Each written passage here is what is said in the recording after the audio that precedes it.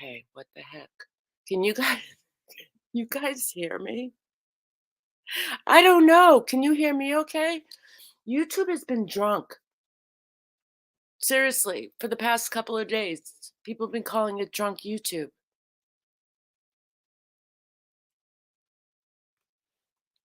I hope this doesn't happen when I play the podcast because if I can't play the podcast, then we're going to have to do drama.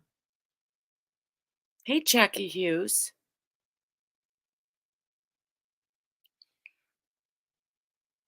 I wish I could play the flute. Huh.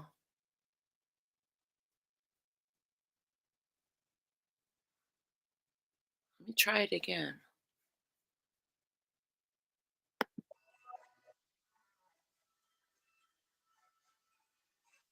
See how that came out.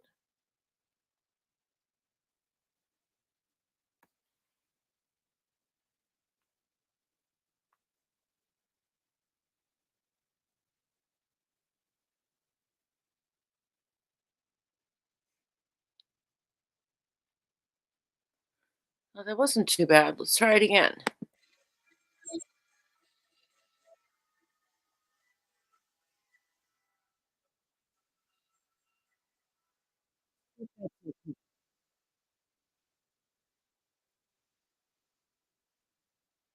You gotta wait a couple of seconds.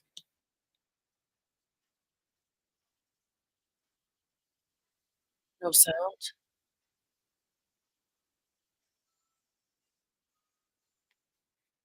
Oh. Hey, hey, Merry Christmas. You know, somebody thinks you're me. You're a troublemaker. Get back over to the DC. All right, but you guys can hear me, right? Okay, let's hope you can hear the podcast. For the love of God. I'm just going to play a little bit of it so I don't go through the whole introduction of ghost stories at Christmas time. Uh,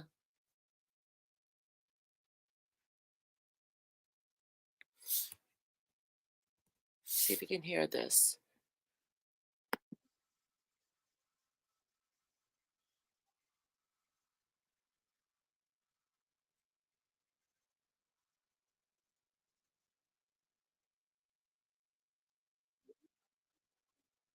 Did you hear that? Wait a minute. There's a delay.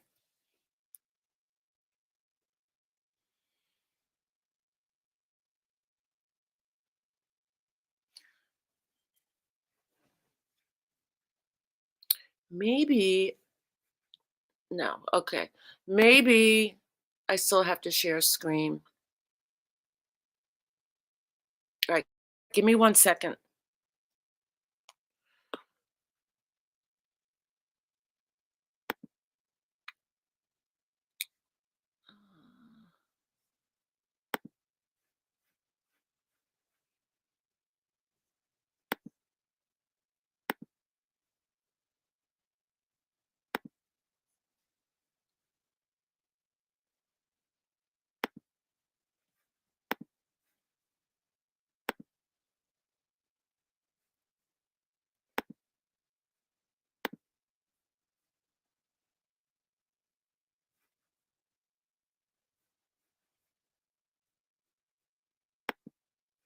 Try this.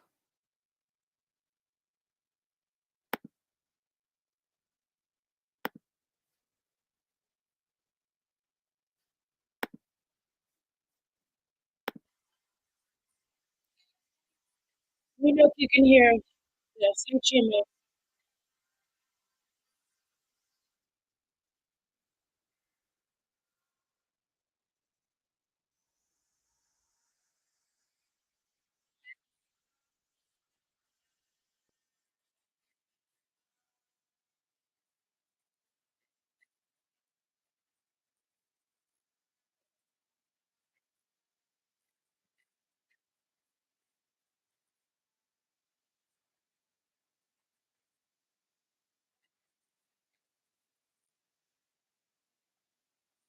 Just a second.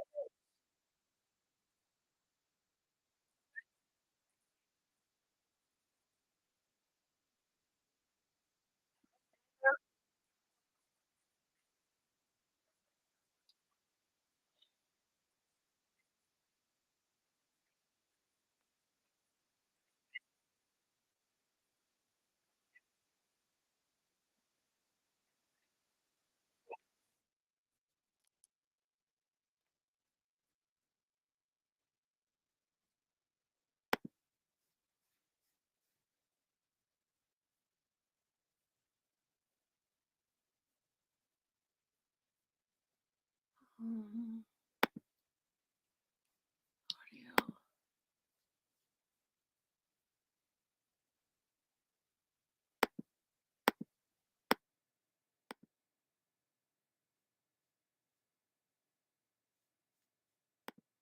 I thought with the share screen, there's like a volume thing. Uh,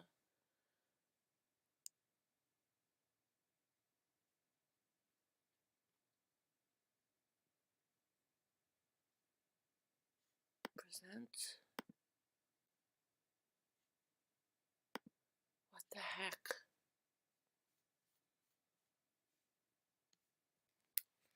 All right, let me think for a minute. I ran into this before, and so you guys can hear me. Um, mute, present, share screen.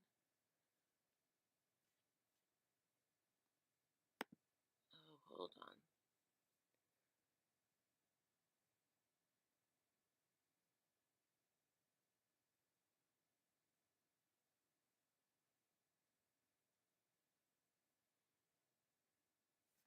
Okay.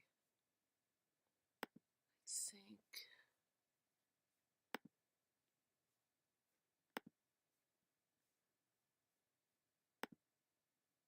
Share tab audio. Okay. That's on.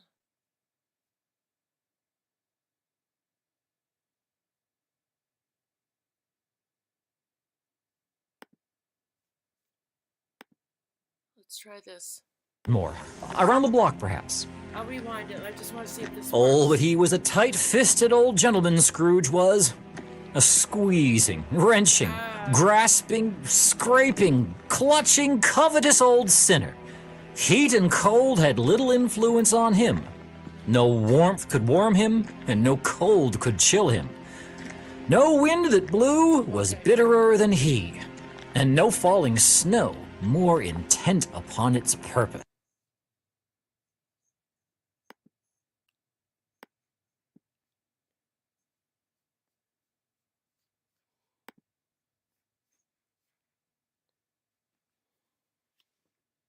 Okay. All right. We're in business. We're in business. All right. Thanks, everyone. Welcome. Welcome. So, I want to just give you a brief little history, the origin of holiday ghost stories, and if anyone has ever heard the term holiday ghost stories, we tend to hear them at Halloween. So I'm going to give you a brief history of how holiday ghost stories were very much popular during the Victorian era, especially the Victorian era, and how a lot of people um, are trying to bring that tradition back. And A Christmas Carol is considered the Charles Dickens ghost story. So you guys can hear me, right? Thumbs up. Yes. You didn't miss anything, Dandy. I I had audio issues. Okay, thanks, Jackie. All right. So the history of ghost stories, before I introduce you to Charles Dickens' ghosts. Okay. Um, I'm going to read from the Carnegie Museum of Natural History. It's an article on the history of ghost stories, the song Jingle Bells, chestnuts roasting over an open fire, various types of poultry and assorted shrubbery, and horror stories. One of those things doesn't quite seem to fit with the others, but scary ghost stories and tales of the glories have been, quote unquote, an integral part of Christmas celebrations for certain cultures for centuries.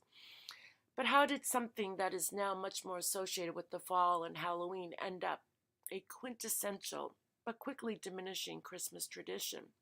Like so many of the things we now celebrate as part of the season, we must look past the symbols used in Christmas celebrations to earlier pre-Christian times.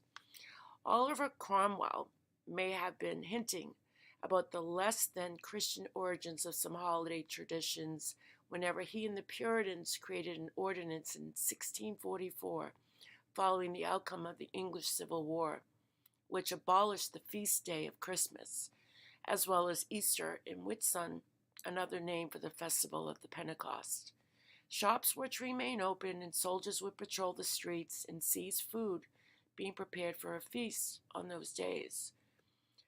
From 1659 to 1681, the Massachusetts Bay Colony, and what would eventually become the United States, banned the celebration of Christmas, with the penalty being a 5-shilling fine, which is approximately 3 days' wages for a skilled tradesman. So many modern Christian traditions are a conglomeration of many cultural and spiritual beliefs throughout time.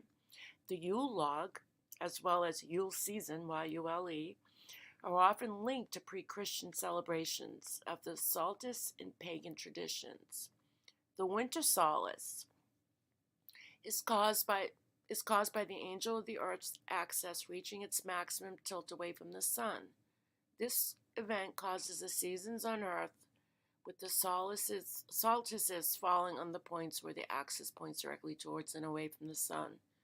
So in the southern hemisphere, this is reversed, with the winter solace falling in June, making surfing at Christmas an appealing thought. So during the winter solace, it was tradition to sit around the fires built to ward off the darkness with the Yule log and celebrate the rebirth of the sun. Humans haven't changed much biologically in several thousand years, and a person's physical reaction to a harmless scare, elevated heart rate, endorphin rushes caused by adrenaline is still essentially the same. The reaction to hearing a ghost story around the burning Yule fire became a tradition, a feeling of warmth and group bonding at what was the coldest and darkest time of the year. This tradition lasted for several hundred years until Christmas celebrations were halted by the Puritans.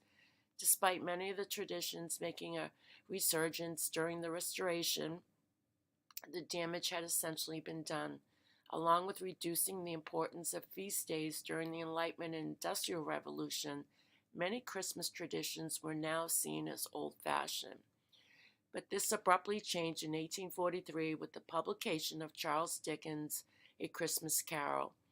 While there was a small resurgence of Christmas spirits taking place as a counter to the dehumanizing aspects of the Industrial Revolution, Charles Dickens was able to capture this burgeoning movement in the text. His story helped reinvigorate Christmas traditions with a focus on the more humanistic aspects of the holiday: global peace, forgiveness, filial love, and goodwill towards humanity through good works. This caught the Victorian imagination and spawned an entire set of Christmas works by Dickens, including The Chimes, The Cricket on the Hearth, The Battle of Life, and The Haunted Man and the Ghost's Bargain.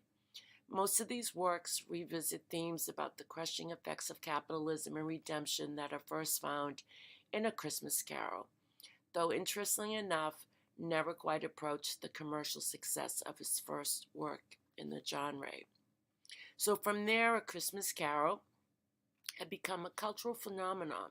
Bah humbug, the phrase most often representing Ebenezer Scrooge, has entered the popular lexicon.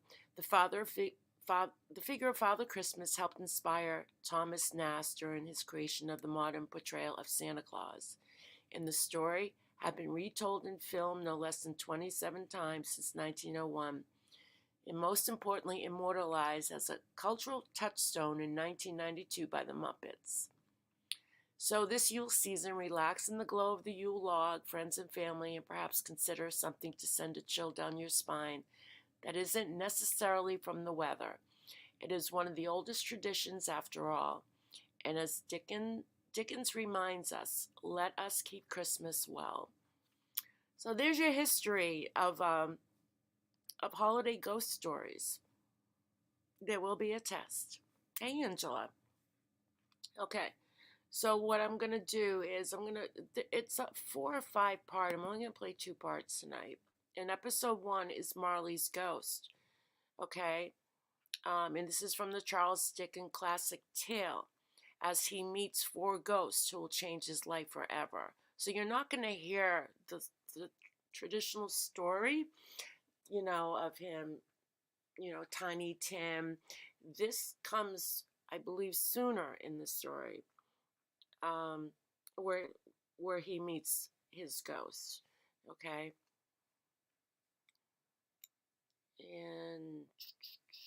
And when this is over, I'll put the podcast in the description. And this is through Spotify. And this one is 19 minutes. So it's very much like like an audiobook.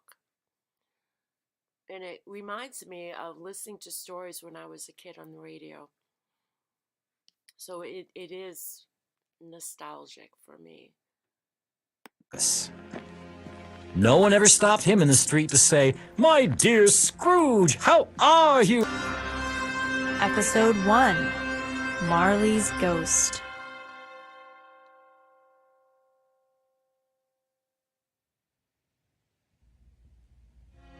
Marley was dead. There was no doubt about that. His death certificate was signed by the clergyman, the clerk, and the undertaker. Even Scrooge signed it. Oh yes, Marley was as dead as a doornail. Scrooge knew he was dead. They were partners for I don't know how many years. Scrooge was his sole executor, his sole administrator, his sole mourner. Walk with me, and I'll show you something that will interest you. See that sign there? Scrooge never painted out old Marley's name. It's been years, but it's still there. Scrooge and Marley. Sometimes people who were new to the business called Scrooge by Marley's name. He answered to both. It was all the same to him. Whew. Are you cold? Let's walk a bit more. Around the block, perhaps. Oh, but he was a tight-fisted old gentleman, Scrooge was. A squeezing, wrenching, grasping, scraping, clutching, covetous old sinner. Heat and cold had little influence on him. No warmth could warm him, and no cold could chill him. No wind that blew was bitterer than he, and no falling snow more intent upon its purpose. No one ever stopped him in the street to say, "My dear Scrooge, how are you? When will you come to see me?" Beggars and children ran from him, and even the blind man's dog, when it saw Scrooge coming on, would tug its owner toward the other side of the street to get away from him. To edge his way along the crowded paths of life, warning off all human sympathy, was Scrooge's bread and butter.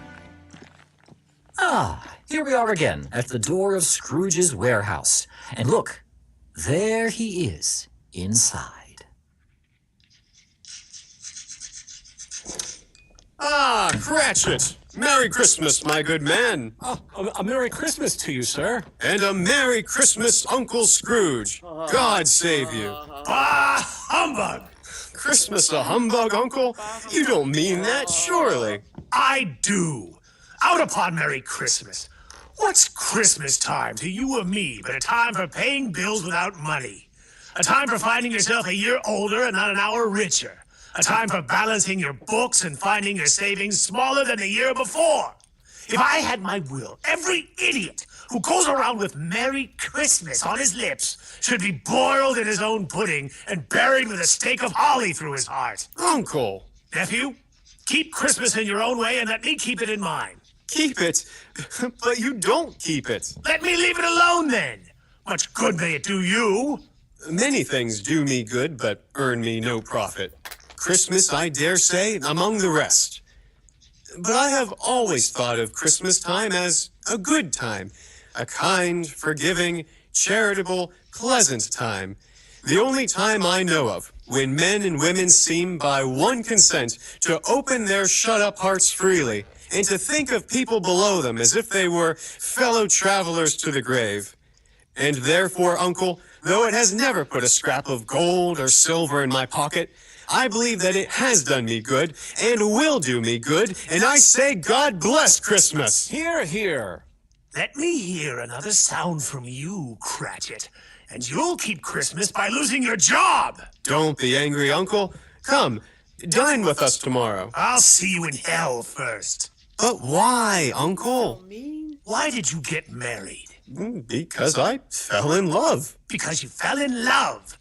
Good afternoon. Nay, Uncle, you never came to see me before I was married. You can't give that as your reason for not coming now. Good afternoon. I want nothing from you. I ask nothing of you. Why cannot we be friends? Good afternoon. I am sorry with all my heart to find you so resolute, but I have asked you in homage to Christmas, and I'll keep my Christmas humor to the last. So a Merry Christmas, Uncle. Good afternoon. And a Happy New Year. Good afternoon. Pardon me? Oh, pardon me. Oh, pardon me. And Merry Christmas. Merry Christmas! Ah, Scrooge and Marley's, I believe. Have I the pleasure of addressing Mr. Scrooge or Mr. Marley? Mr. Marley died 7 years ago on this very night. Ah, Mr. Scrooge, then. Mr. Scrooge, at this festive season of the year, it is more than usually desirable that we should make some slight provision for the poor and destitute who suffer greatly at the present time. Many thousands are in want of common necessities. Hundreds of thousands are in want of common comforts. Are there no prisons? Plenty of prisons. Are there no workhouses?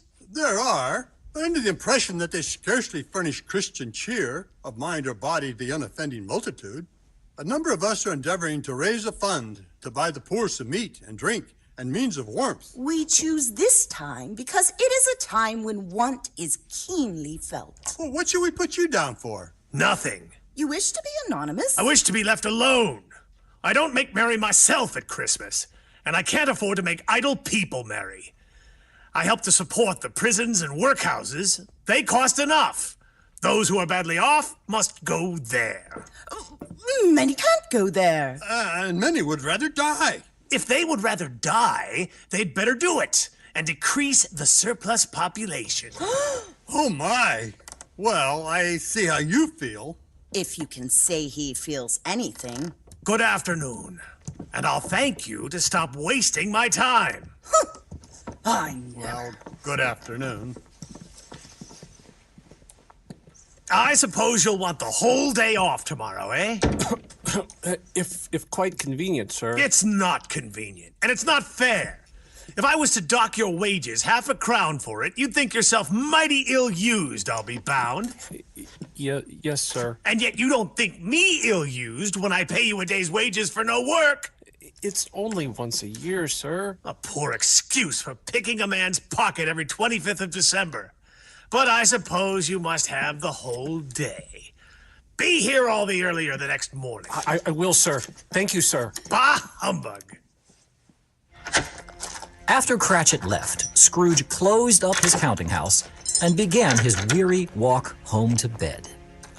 He lived in chambers which had once belonged to his deceased partner. They were a gloomy suite of rooms in a lowering pile of buildings on a dark street.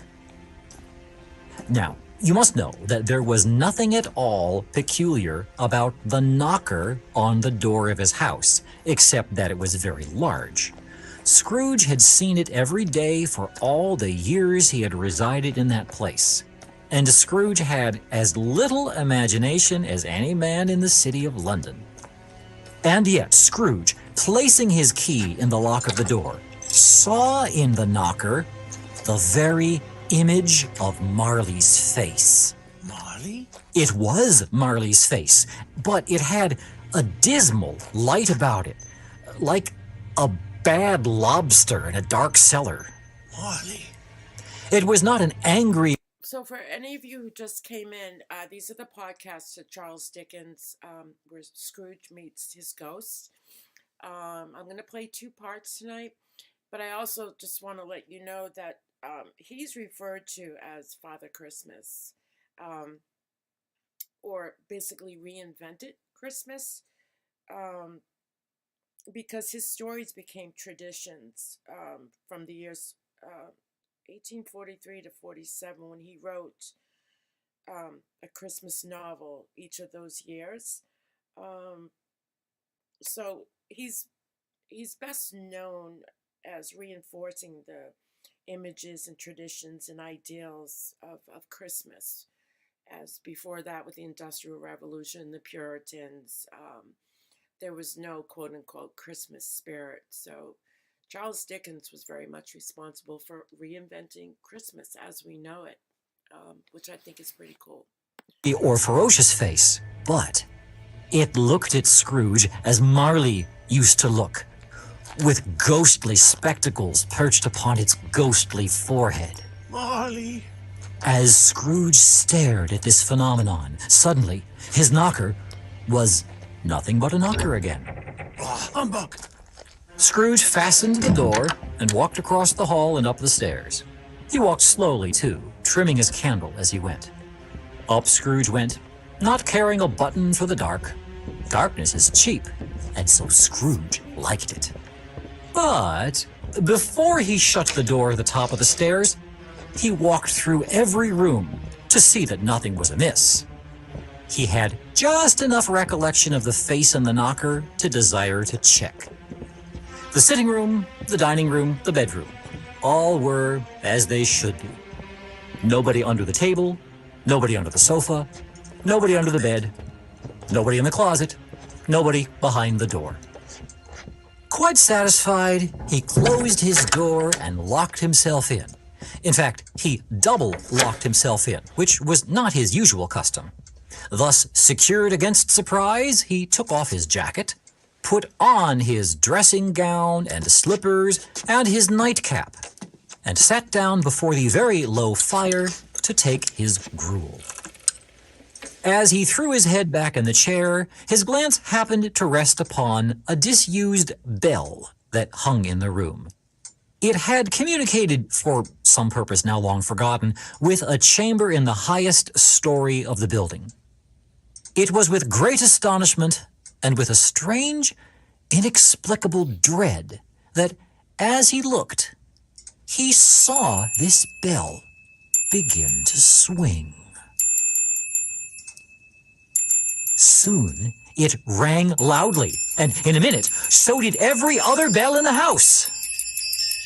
This was succeeded by a clanking noise deep down below, as if some person were dragging a heavy chain slowly through the cellar. Suddenly the noise grew louder. It was on the floor below. Then it was coming up the stairs. Then it was coming straight toward his door. The noise came straight through the heavy door, and a specter passed into the room before his very eyes. It was the same face that Scrooge had seen on the knocker. There were the familiar hair, jacket, trousers, and boots. The thing's body was transparent, so that Scrooge could see right through him to the wall behind. It was Marley, just as Scrooge had last seen him. But though Scrooge looked the phantom through and through and saw it standing before him, he was incredulous. Yes, even though he felt the chilling influence of its death-cold eyes and noticed the very texture of the folded kerchief bound about its head and chin. Now, what do you want with me? Much. Who are you? Ask me who I was. Who were you then? In life, I was your partner, Jacob Marley. Can you sit down? I can. Do it then. You don't believe in me. I don't. What evidence would you have of my reality beyond your own senses? I don't know. Why do you doubt your senses? Because a little thing affects them. A slight disorder of the stomach makes them confused. You may be an undigested bit of beef, a blot of mustard, a crumb of cheese, a fragment of underdone potato. But there's more of gravy than of the grave about you, whatever you are.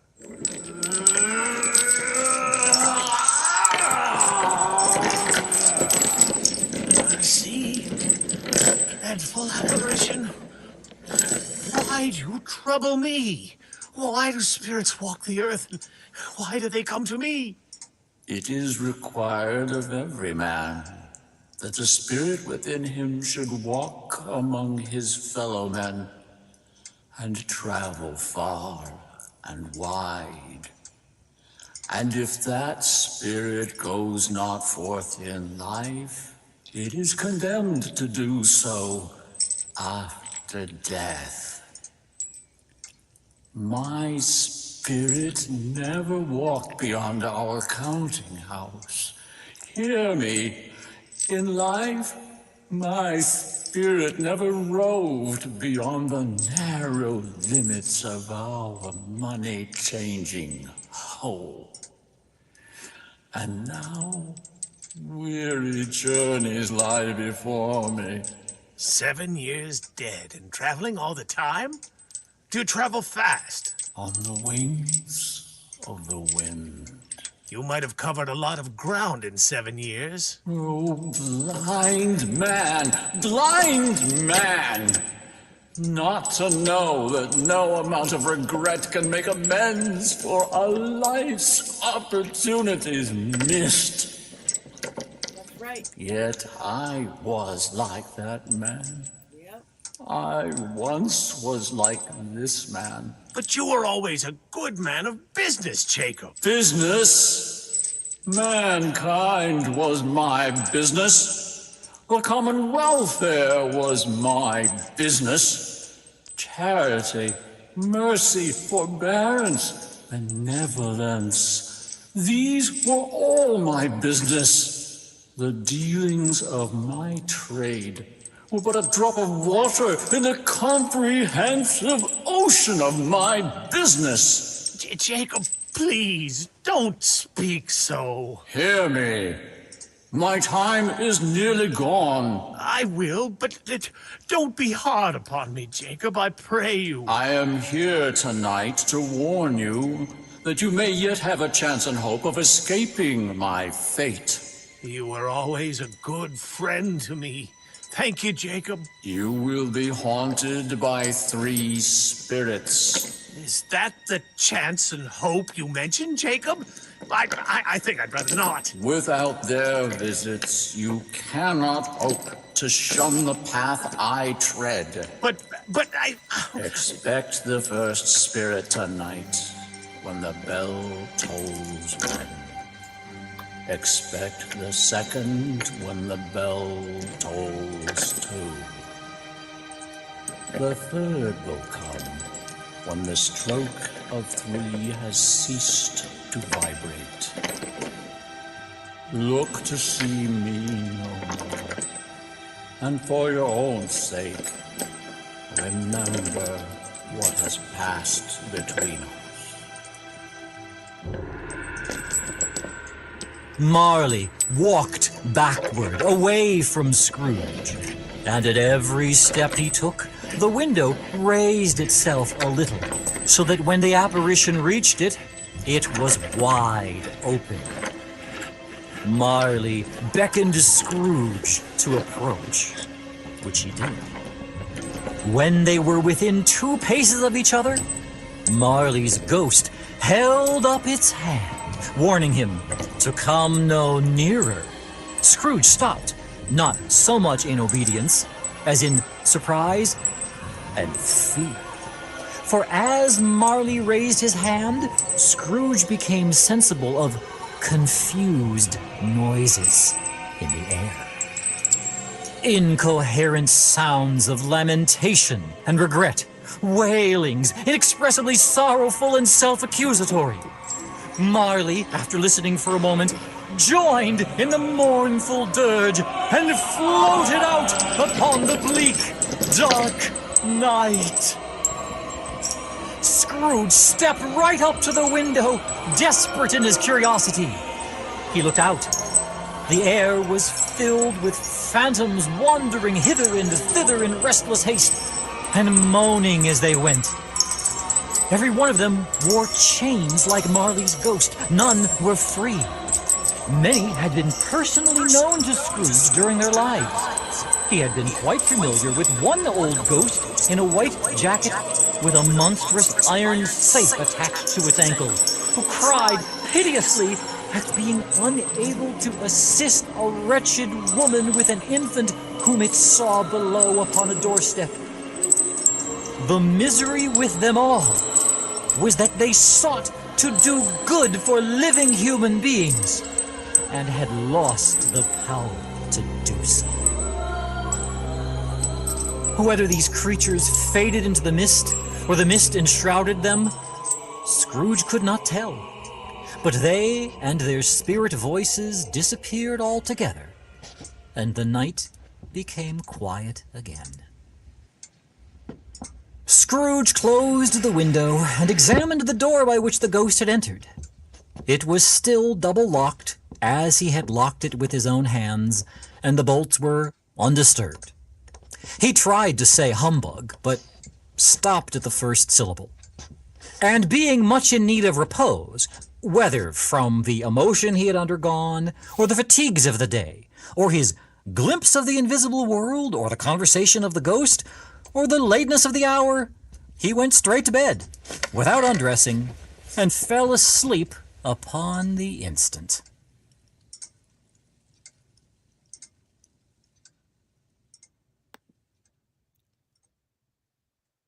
So what do you guys think? Do you remember Marley, the first?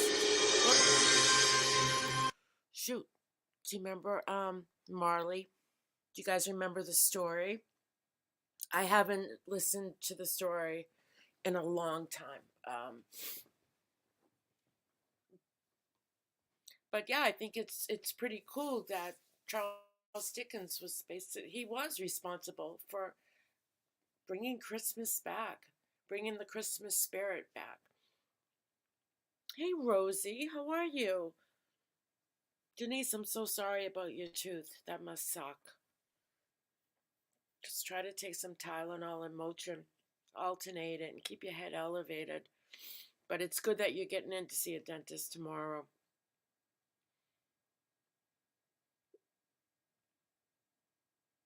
Teeth suck, right? I've been fortunate, but I wish God invented us with like tons of rows of teeth like sharks. So when one gets bad or falls out, there's another one that comes right up. Hey, heads up, 7-Up. Thanks for coming. We're listening to Charles Dickens. Bah humbug. We got lots of bah humbugs on YouTube. I think all of YouTube should listen to this Christmas story. So the second, I'm going to play the second episode, and then probably tomorrow, there's 2 more. So the next one is The Ghost of Christmas Past. The third one is The Ghost of Christmas Present. And the fourth one is The Ghost of Christmas Future. So we just listened to Marley's Ghost. And these ghosts will change Ebenezer Scrooge's life forever. Forever. I missed you too, heads up. I missed you too. I was away and I went back to work. It's only been 3 weeks, I think. I know YouTube, it seems like 3 months, right? Okay. All right. So episode 2 is 19 minutes. Thanks everyone for coming. And this is the Ghost of Christmas Past. Ebenezer Scrooge confronts his former self with the help of the ghost of Christmas past. His former self. Okay? Sweet Wheat, you're welcome. It's a great story, you know, come the holidays, you know, regardless of what you celebrate. You know, to read the story to your kids. Sometimes storytelling, I enjoy it more than a movie because it heightens our imagination, especially for children. So I always think that reading the story before the movie is always good. Rosie, how have you been? Okay, so let's go to episode 2, The Ghost of Christmas Past, Charles Dickens' classic tale, where Ebenezer Scrooge confronts his former self with the help of the ghost of Christmas past. Here we go.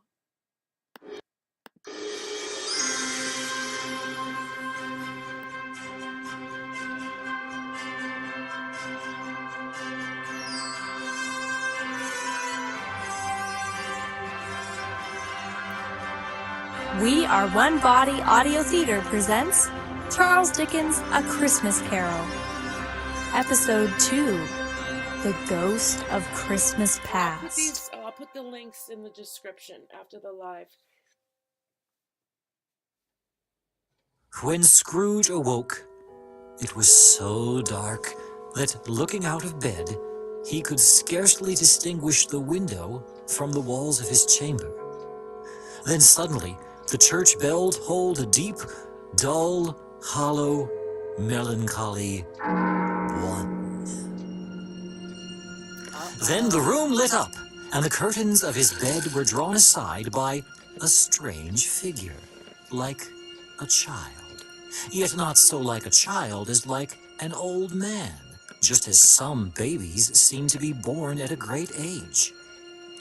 The figure was viewed through some supernatural medium, which gave him the appearance of having receded from view, as of an old man who was diminished by distance to a child's proportions. Its hair, which hung about its neck and down its back, was white as if with age, and yet the face had not a wrinkle on it, and the skin was fresh and smooth. It held a branch of fresh green holly in its hand, and, in singular contrast to that wintry emblem, was wreathed in summer flowers. But the strangest thing about it was that from the crown of its head there sprung a bright, clear jet of light by which all this was visible. Under its arm it held a great extinguisher that it might wear as a cap upon its head. Are you the spirit, sir, whose coming was foretold to me? I am. Who and what are you? I am the ghost of Christmas past. Long past? No, your past. The things that you will see with me are but shadows of the things that have been. They will neither see nor hear us as we pass among them. The things that I will see? What do you mean, spirit? What business brings you here to me? Your welfare calls me here. Rise now and walk with me. It would have been in vain for Scrooge to plead that the weather and the hour were not adapted to pedestrian purposes, that the bed was warm and the street outside was cold, that he was clad but lightly in his slippers, dressing gown, and nightcap, and that he had a bit of a cold that night. The spirit's grasp, though gentle, was not to be resisted. Scrooge rose, but finding that the spirit steered him toward the window, he clasped its robe in supplication. I am a mortal, and I'm liable to fall. Touch my hand, and you shall be upheld in more than this. But spirit, I cannot fly. Spirit, no! Open your eyes, mortal. I shall not let you fall. What? Oh, but the ground, it's so far away! We shall be there soon. Come, I have much to show you. They suddenly stood upon an open country road with fields on either hand. The darkness of midnight had vanished, and it was a clear, cold winter day with snow upon the ground. Scrooge was conscious of 1,000 odors floating in the air, each one connected with 1,000 thoughts, and hopes, and joys, and cares long, long forgotten. Good heavens. I was bred in this place. I was a boy here. Your lip is trembling. And what is that upon your cheek? Nothing. Merely water in my eyes from the weeds that grow along this lane. And in winter? Oh, never mind it. Show me what you will, spirit. Very well. Do you recollect the way? Recollect it? I can walk it blindfolded. It is strange, then, that you have forgotten it for so many years. Let us go on. They walked along the road, Scrooge recognizing every gate and post and tree, until a little market town appeared in the distance, with its bridge, its church, and a winding river. Some shaggy ponies now were seen trotting towards them with boys upon their backs, who called to other boys in country gigs and carts driven by farmers down the lane. All the boys were in great spirits and shouted to each other until the broad fields were so full of merry music that the crisp air laughed to hear it. The jocund travelers came on, and as they came, Scrooge knew and named them every one. Why, that's young John White. And Albert Norris. Oh, Benjamin Hart. What a trickster. And Matthias Rottinger. Oh, how he used to laugh. Why was he rejoiced beyond all bounds to see them? Why did his cold eye glisten and his heart leap up as they went past? Why was he filled with gladness when he heard them give each other Merry Christmas as they parted for their several homes? What was Merry Christmas to Scrooge out upon Merry Christmas? What good had it ever done to him? The school is not quite deserted. A solitary child, neglected by his friends, is left there still. I know it. They left the high road by a well-remembered lane, and soon approached a mansion of dull red brick, with a little weathercock-surmounted cupola on the roof and a bell hanging in it. It was a large house, but one of broken fortunes, for the spacious offices were little used. Their walls were damp and mossy, their windows broken, and their gates decayed. Chickens clucked and strutted in the stables, and the coach houses and sheds were overrun with grass. Nor was it better kept within, for entering the dreary hall and glancing through the open doors of many rooms, they found them poorly furnished, cold, and vast. The ghost and Scrooge went across the hall to a door at the back of the house. It opened before them and disclosed a long, bare, melancholy room, made barer still by lines of empty desks. At one of these desks, a lonely boy was reading near a feeble fire, and Scrooge sat down next to him and wept to see his poor, forgotten self as he used to be. Poor boy. I wish. Oh, but it's too late now. What is the matter? Nothing. There was a boy singing a Christmas carol at my door last night. I should like to have given him something, that's all. Let us see another Christmas. Scrooge's former self grew larger at the words, and the room became a little darker and more dirty. The panels shrunk, the windows cracked, fragments of plaster fell out of the ceiling, and the naked beams were shown instead. But how all this was brought about, Scrooge knew no more than you do. He only knew that it was quite correct, that everything had happened so. And there he was, alone again when all the other boys had gone home for the jolly holidays. He was not reading now, but walking up and down despairingly. Scrooge looked at the ghost, and with a mournful shaking of his head, glanced anxiously toward the door. It opened, and a girl, much younger than the boy, came darting in and put her arms about his neck and kissed him. Dear brother. Fan, my dear little sister. I have come to bring you home, dear brother. To bring you home. Home. Home, little Fan? How can that be? Yes, home. For good and all. Home forever and ever. Oh, Ebenezer, Father is so much kinder than he used to be that home is like heaven now. He spoke so gently to me one night when I was going to bed that I was not afraid to ask him once more if he might come home. And he said, yes, you should, and sent me in a coach to bring you. And you're to be a man now, and are never to come back here. But first, we're to be together all the Christmas long, and have the merriest time in all the world. You are quite a woman, little Fan. Coming all this way to fetch me by yourself?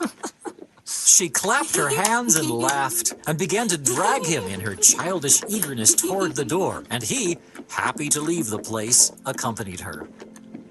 Always a delicate creature whom a breath might have withered. But she had a large heart. So she had. She died a young woman, and had, as I think, children. One child. True. Your nephew. Yes. Although they had but that moment left the school behind them, they were now in the busy thoroughfares of a city, where shadowy travelers passed and repassed, carts and coaches battled for the way, and all the strife and tumult of a real city presented itself. It was made plain enough by the decorations on the shops that here, too, it was Christmas time again. But it was evening, and the streets were lighted up. Do you know this warehouse store? Know it? Why, I was apprenticed here. Let us go in. Why, it's old Fezziwig. Bless his heart. Old Fezziwig, alive again, and wearing his Welsh wig, just as he used to do. 7 o'clock. Hello there, Ebenezer, Jim. Bless my soul. That's me as I was, just out of school. Coming, Master Fezziwig. Oh, and that's Jim Wilkins, to be sure. My old fellow prentice. Bless me, yes. There he is. He was my best friend then, Miss Jim. Come, my boys. No more work tonight. Christmas Eve, Jim. Christmas, Ebenezer. Let's close up shop and clear away the work. That's it, my lads. Yes, sir. Yes, sir. That's it. Help me push these desks aside, Ebenezer. Here, Jim, move that stool. We'll clear a proper ballroom in no time. Make way. I have 2 more pies to bring in from the kitchen. Here, Mrs. Fezziwig, let me help you with that. That's a good boy, Jim. Can you take this platter, too? Of course. Here, give it to me. Here, I can help.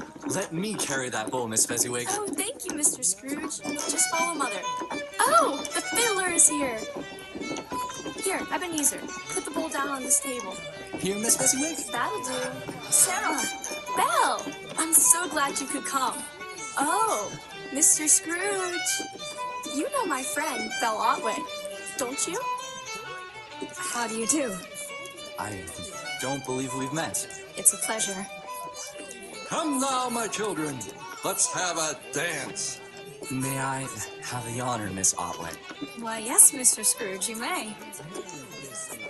You seem to have quite a kind master in Mr. Fezziwig, Mr. Scrooge. He is the kindest and best of men. A small matter to make these silly folks so full of gratitude. Fezziwig has spent but a few pounds of your mortal money. 3 or 4, perhaps. Is that so much that he deserves all this praise? It isn't that. It's, well, Fezziwig was our master. He had the power to render us happy or unhappy, to make our service light or burdensome, a pleasure or a toil. His power lay more in words and looks than in the money freely spent on us in things so slight and insignificant that it was impossible to add and count them up. Oh, what does it matter?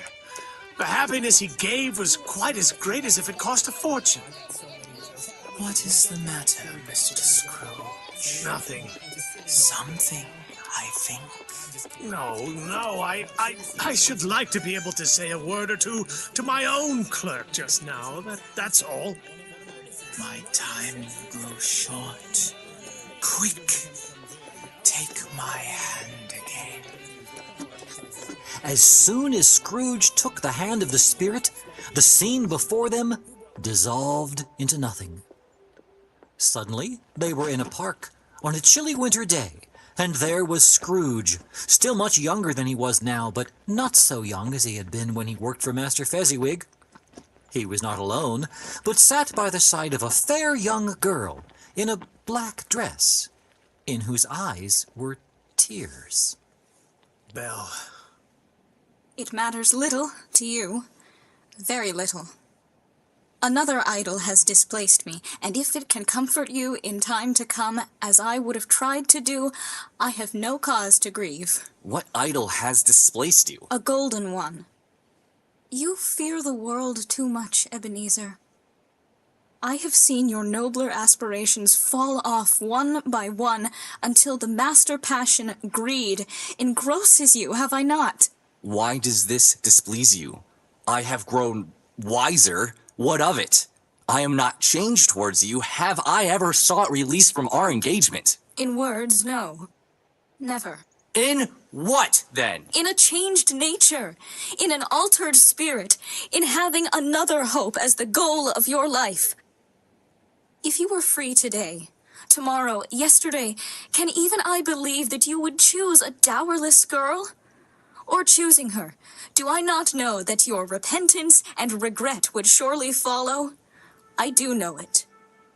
And I release you with a full heart for the love of him you once were.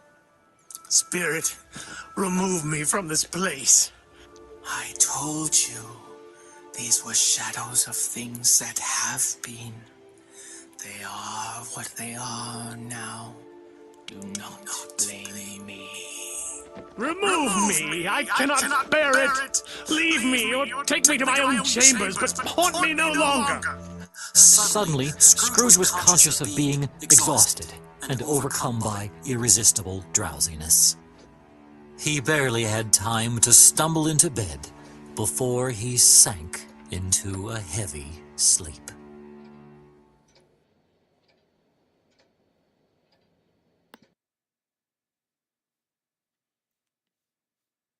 Okay. What'd you think? Brought back a lot of memories when I was a kid, listening to that story.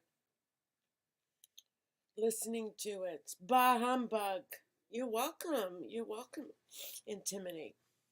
And I dropped the link. I'll put it also in the description. I'm going to end this live and start a new live and talk crap. If that's okay with you guys. Should we talk crap? Frilly Farmhouse is back. I gotta get my bullhorn ready. Yes, I've missed you guys too. Everything's fine. Brings big time Christmas vibes. Yeah. Yeah, and I bet there are a lot of people out there that don't realize that he reinvented Christmas. He's an author that I would, if I could meet anyone dead, I would want to meet him. Of course, I love literature.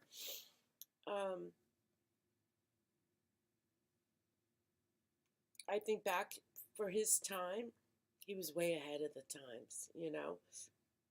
But I think he's pretty cool. Charles Dickens. Charlie. See you on the flip side. Yes. Hope everyone's doing well. I'm sorry to see that Rosie left. I hope she's okay. I don't know. She said something about the DEA. That doesn't sound good.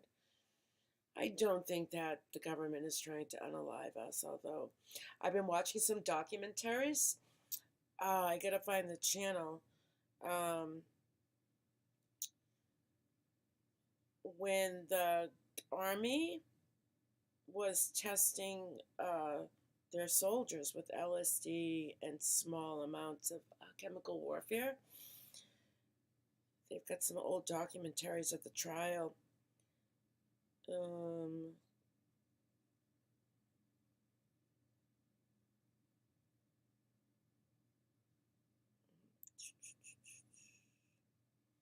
It's called The Memory Hole. Let me put the link in. Share. Copy link. Forgotten and underappreciated stories and events.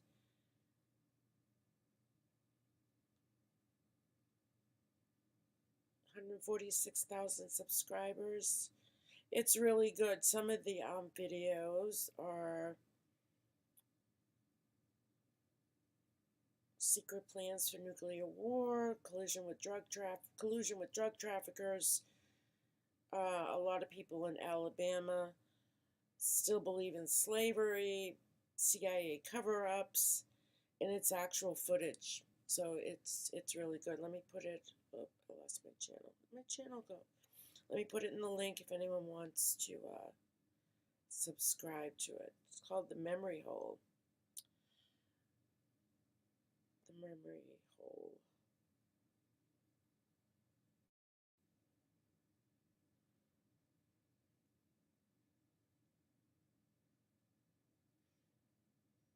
Yeah, intimidate is comforting. Like I said earlier, it reminds me of when I used to listen to the radio as a kid when I was in bed. I used to listen to The Shadow Knows. And the first story I remember vividly is War of the Worlds. And that scared me. But I used to listen to it every night. I think it was like at 7:30 p.m. So, all right, I'm going to end this and I'll be back. Give me like 10 minutes, okay? 10 or 15 minutes. All right, and we'll have fun. Okay? Thanks, everyone, for coming. No bar humbugs. No bar humbugs.